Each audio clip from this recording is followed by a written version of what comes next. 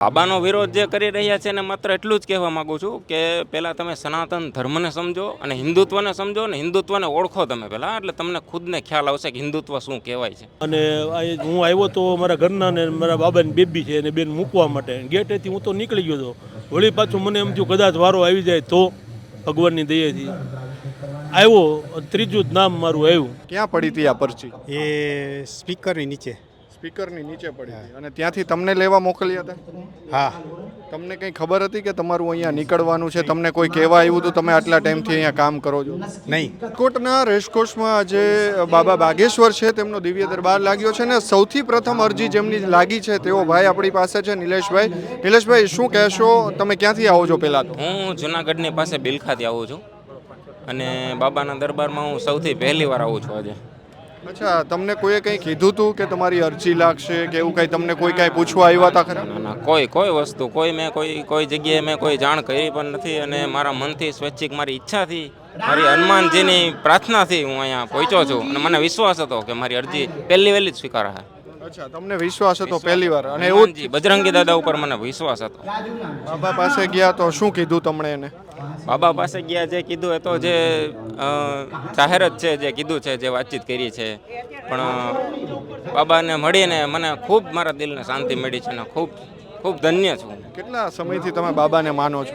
બાબાને હું છેલ્લા 2 થી 4 વર્ષથી હું બાબાને માનું છું અને બાબાને તો ઠીક છે, ખાસ કરીને હું બાગેશ્વર ધામ સરકારને કહે છે. બાબા એમ કહે છે કે મારા ચક્કરમાં તમે ન પડો, હું જેના ચક્કરમાં પડ્યો છું એના ચક્કરમાં તમે પડો, કે જે મને જે તાકાત જે એનર્જી આપે છે એના ચક્કરમાં તમે પડો. તો હું એના ચક્કરમાં પડીને એની પ્રાર્થના કરીને વિશ્વાસથી મને યકીન હતો કે સામે જ છે બધું. તમને શું તકલીફ હતી? બાબાએ શું લખ્યું છે? ના, મને જે તકલીફ હતી એ તો હતી જ જે છે વસ્તુની, કે ભાઈ જે કોઈ પણ વ્યક્તિ જે હોય, દાખલા તરીકે જે કોઈ પણના શરીરની અંદર કોઈ વહેમ હોય, કોઈ બીમારી હોય, કોઈ એક્સરે કરાવવાનું, જે હું છેલ્લા 4-5 મહિનાથી વર્ષ દિવસની અંદર હું પીડાવું છું, કે ભાઈ મને વિશ્વાસ હતો કે ભાઈ મારે કોઈ ડૉક્ટરની સલાહ લેવાની કોઈ જરૂર નથી. હું બજરંગી દાદાને દિલથી ચાહું છું.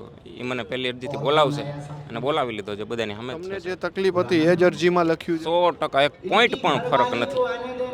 એક પોઈન્ટ પણ ફરક નથી. બજરંગી દાદાની પ્રેરણાથી વિશ્વાસ.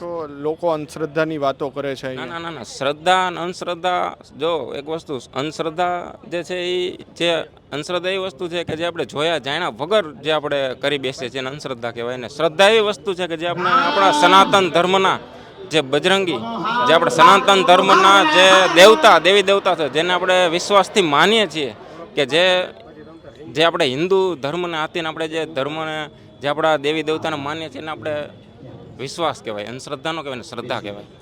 કેટલાક લોકો બાબાનો વિરોધ કરી રહ્યા છે, એને શું કહેવા માંગુ? બાબાનો વિરોધ જે કરી રહ્યા છે ને માત્ર એટલું જ કહેવા માગું છું કે પહેલાં તમે સનાતન ધર્મને સમજો અને હિન્દુત્વને સમજો ને હિન્દુત્વને ઓળખો તમે પહેલાં, એટલે તમને ખુદને ખ્યાલ આવશે કે હિન્દુત્વ શું કહેવાય છે, સનાતન ધર્મ શું કહેવાય છે. બાબાએ તમારી પર્ચીમાં એવું લખ્યું છે કે તમને કેન્સરનો વહેમ હતો અને મોઢામાં છાલા હતા, એવું છે ખરેખર? 100%. શું કહેશો આજે આ તમારી પર્ચી નીકળી? બસ આજે પર્ચી નીકળે એના માટે હું ધન્ય છું અને મને ખૂબ જ શાંતિ છે અને ખૂબ જ હું સુખીથી, ટૂંકમાં મને સંતોષ થઈ ગયો છે કે ના, મને વિશ્વાસ હતો. હવે તમે બાગેશ્વર ધામ પેશી માટે જવાના છો? પેશી માટે તો સમય અનુકૂળ એની પ્રેરણા અને એની ઈચ્છા અને એનો હુકમ હશે તો આગળનું તો કોઈ એની ઈચ્છા. બિલકુલ. તો આ હતા આપણી સાથે નિલેશભાઈ કે જેમની પહેલી જે અરજી જે છે તે અહીંયા લાગી છે, એટલે કે તેમને અહીંયા જે પર્ચી જે છે તે પ્રથમ પર્ચી જે છે તે લાગી છે દિવ્ય દરબારની અંદર. નિલેશભાઈ છે તેઓએ પણ કહ્યું છે કે જે મને તકલીફ હતી તે તકલીફો જે છે તે લખવામાં આવી હતી અને આખરે એ જ તકલીફો જે છે તે બાબાએ લખી હતી. ઉલ્લેખનીય છે કે નિલેશભાઈ છે તેઓ અત્યારે બહારથી આવે છે, તેમણે એવું કહ્યું અને તેમાં જે તેમને તકલીફનો જે મોઢામાં છાલાની તકલીફ હતી તે જ પર્ચીમાં લખી છે ને તેમને બાબા બાગેશ્વર ઉપર શ્રદ્ધા હતી અને પ્રથમ અરજી જે છે તેમની લાગી હોવાનો તેઓ દાવો કર્યો છે. રાજકોટમાં બાબાએ જેમની બીજી પર્ચી કાઢી છે, ભાઈ આપણી સાથે જે રાજુભાઈ ને રાજુભાઈ શું કહેશો? તમારી પર્ચી નીકળી? પર્ચી હું ઘરેથી નીકળ્યો ને ત્યારે હનુમાનજીને ગયા શનિવારે લાલ કપડામાં શ્રીફળ અને 100 રૂપિયા મૂકી અને મેં કીધું હતું મારી અરજી સ્વીકાર થાય એવું મેં કીધું હતું. અને હું આવ્યો તો મારા ઘરના ને મારા બાબાની બેબી છે એને બેન મૂકવા માટે ગેટેથી હું તો નીકળી ગયો હતો. વળી પાછું મને એમ થયું કદાચ વારો આવી જાય તો ભગવાનની દયાથી આવ્યો ત્રીજું જ નામ મારું આવ્યું એટલે હું બહુ ખુશ થયો કે ભાઈ મારો વારો આવી ગયો અને દાદાએ મારી અરજી સ્વીકારી એમ. શું કીધું તમને ઉપર ગયા તો પરચીમાં શું લખ્યું છે? પરચીમાં લખ્યું હતું કે તમારે ગૃહ ક્લેશ છે, બરાબર છે. બીજું મને એને એવું કીધું કે હું 4 વર્ષ જેલ ભોગવીને આવ્યો છું મર્ડરમાં, એ લખેલું હતું. એમને તો ક્યાંથી ખબર હોય કે ભાઈ જેલમાં જઈને આવ્યા છે. એ ઘણું 3-4 વસ્તુ કીધી મને. અને ઘરમાં એમ કે તમે નવરાત્રિમાં હવન કરાવજો અને રોજ મંત્ર આપ્યો છે, રોજ મંત્ર અમારે હનુમાનજીને પૂજવાનો. અને હનુમાનજી અમારા ઈષ્ટદેવ છે. અમે રામાનંદી સાધુ છીએ અને અમારા ઈષ્ટદેવ છે. અમે વધારે પડતા માનીએ હનુમાનજીને. એટલે મારે દાદાએ મારી અરજી સ્વીકારી. તમને કોઈ અહીંયા તમારે કંઈ પૂછવા આવ્યા હતા તમને કે તમારી સાથે કોઈ વાત? કોઈ નથી. મારી પાસે પાસ નહોતું. હું ખોટું બોલીને આવ્યો. મને કે તમે પાસ ક્યાં છે? મેં કીધું મારા ઘરના આગળ ગયા ને એની આગળ રહી ગયો ગીરદીમાં. એટલે ખોટું બોલીને મેં એન્ટ્રી કરી. પછી ફોન કર્યો મારા ઘરના, ક્યાં બેઠા છો? તો મને કે અહીંયા બેઠા છીએ. મેં કીધું સારું હાલો હું ત્યાં આવી જાઉં એમ કરીને અમે કોન્ટેક્ટ કરીને ભેગા થઈ ગયા, બેઠા હતા શાંતિથી. અને આમ બોલ્યા, ત્રીજું નામ આવ્યું એટલે હું બહુ ખુશ થઈ ગયો કે ધન્યવાદ, આમ આપણે ધન્ય થઈ ગયા. કેટલાક લોકો આ દિવ્ય દરબારને અંધશ્રદ્ધા કહે છે, તમે ત્યાં ગયા હતા, તમને શું લાગ્યું? ના, અંધશ્રદ્ધા નથી, ખોટી વાત છે. આ દાદાની કૃપા હોય તો જ આપણો વારો આવે, ને કે વારો જ ન આવે ભાઈ. હા, ત્યાં શું તમારે શું વાતચીત શું થઈ? બસ મેં કીધું એ જ એને અગાઉ લખીને રાખ્યું હતું કે તમને જેલવાસ કરીને તમે આવ્યા છો 4 વર્ષનો. મેં કીધું બાપુ તમારા ઘરમાં તમારા શરીરમાં સારું નથી રહેતું. મેં કીધું ઓકે, કીધું બરાબર છે. તબિયત નરમ ગરમ રહ્યા કરે છે. મારી બેબીનો એક પ્રોબ્લેમ છે, ફેમિલી પ્રોબ્લેમ, એને તેડવા નથી આવતા ના ને તે. તો એ બાપુએ લખ્યું હતું કે તમારી દીકરીનો ગૃહ તકલીફ છે એમ. જેટલું કીધું એ બધું હતું.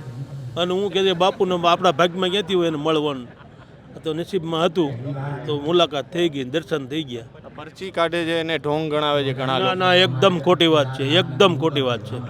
ઢોંગ નથી કોઈ? નહીં. તમે માનતા બાબા બાગેશ્વરને? હું માનું છું. હું સનાતન છું. હનુમાનજી મહારાજ અમારા ઈષ્ટદેવ છે. અમે રામાનંદી સાધુ છીએ એટલે હનુમાનજીથી વિશેષ અમારા કાંઈ ન હોય. એટલે અમે તો માનીએ જ છીએ. બિલકુલ. તમારી પરચી ક્યાં છે?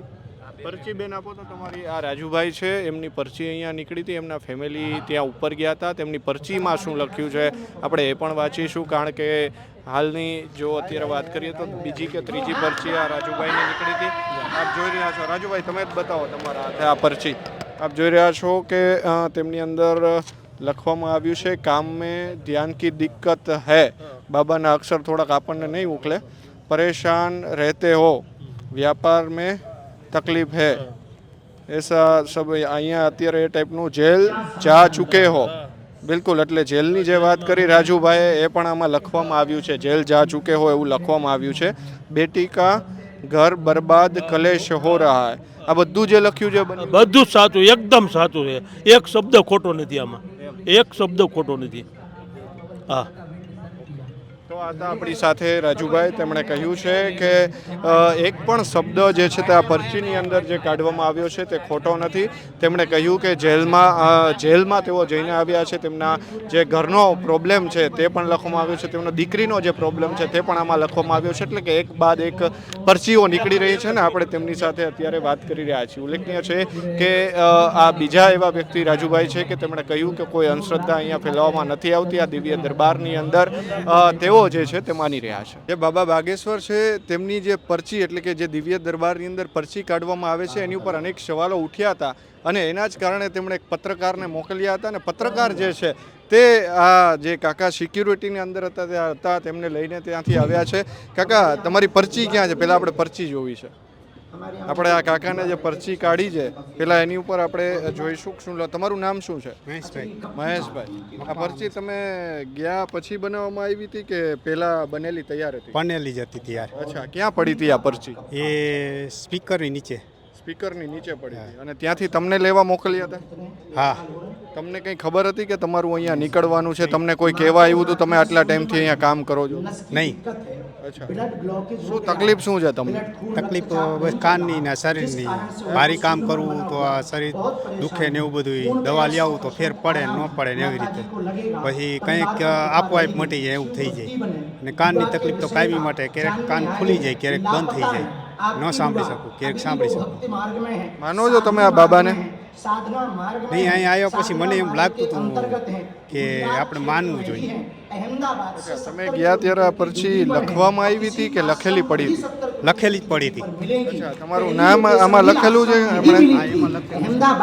अच्छा महेशભાઈ आ रही महेशભાઈ का नाम बरोबर એટલે તમારું નામ જે છે તે લખવામાં આવ્યું છે. પેટ में दर्द है, कान में छिले है, आपका घर में तकलीफ है, આવું બધું જે લખ્યું છે આ બધું બરોબર છે? હા, એ બરોબર છે. અચ્છા, તમને અહીંયા કોઈ પૂછ્યું હતું થોડા દિવસ પહેલા કે? ના, કોઈ નથી પૂછ્યું. આ લોકો જે વિરોધ કરી રહ્યા છે અને અંધશ્રદ્ધાની વાત કરી રહ્યા છે, આમાં તમને કંઈ શું લાગે છે? ઉપર ગયા તો ખરેખર શું લાગ્યું? અંશીદાનો એ આ કોઈ વિરોધ કરે છે એ ખોટું છે એવું લાગે છે મને. બાબા ઢોંગ કરે છે એવું લાગે છે? નહીં, નહીં, કારણ? એનું કારણ કે જે એ કહે છે એ બધું સાચું હોય છે. તમને જે પત્રકાર બોલાવવા આવ્યા હતા એમને તમે ઓળખો છો ખરા?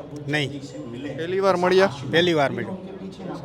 બિલકુલ. તો આ પરચી આપણે હાથમાં છે, આ મહેશભાઈની પરચી છે, બાબાએ બનાવેલી આ પરચી છે. તેમણે જે આમ એમના અક્ષર તો બાબાના આપણને બહુ ઉકલતા નથી, પણ પેટ મેં દર્દ ને કાન મેં તકલીફ ને એવું લખ્યું છે. મહેશભાઈ, સૌથી મોટી વાત એ છે કે આ પત્રકાર જે છે તેમને બોલાવવા આવ્યા હતા અને આ પત્રકાર જે છે તે સિક્યુરિટી જે અહીંયા ઊભા હતા તેમને અહીંથી બોલાવીને લઈ ગયા. અને આ પરચી સૌથી મહત્વની વાત એ છે કે આ પરચી બાબાએ પહેલેથી જ બનાવીને સ્પીકર નીચે રાખી હતી અને ત્યારબાદ આ મહેશભાઈ છે તેમનું નામ પણ આમાં લખેલું હતું. એટલે કે પહેલેથી કોઈ પ્લાનની કે એવી વાતો ચાલતી હતી તેવું પણ મહેશભાઈ કહી રહ્યા છે કે એવું કાંઈ નથી. અને અંધશ્રદ્ધા ખરેખર અહીંયા તમને શું લાગ્યું? અંધશ્રદ્ધા કે એવો કોઈ દરબાર નથી લાગતી, અંધશ્રદ્ધા નથી ઢોંગ લાગતી. કે એવું કંઈ? નહીં.